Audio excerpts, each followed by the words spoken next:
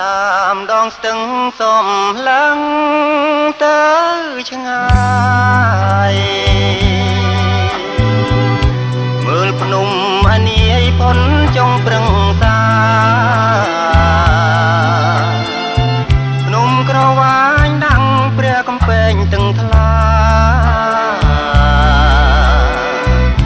នឹងឡើងកាលណាចិន្តាឡៃរំដួលសូយ៉ាបការីរ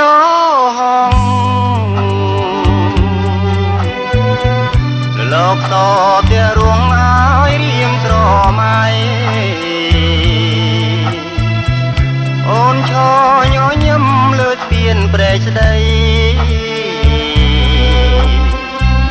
មិនមែនស្រមៃបងបានឃើញច្បាំងអោខេត្តពោធិ៍សាត់សាងអនុសា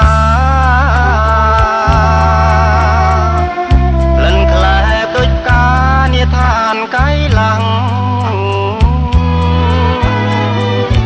ក្រុមភូមិតំបន់តាក្រងស្រណាំងអរព្រះជាម្ចាស់គុំសូមសច្ចាក្រោមស្ទឹងកណ្ដៀងនាកាវិជ័យកានៅ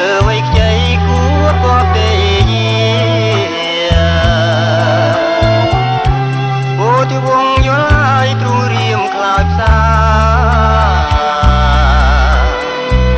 មានតែអ្នកតាឃ្លាំងមឿងទៅដឹង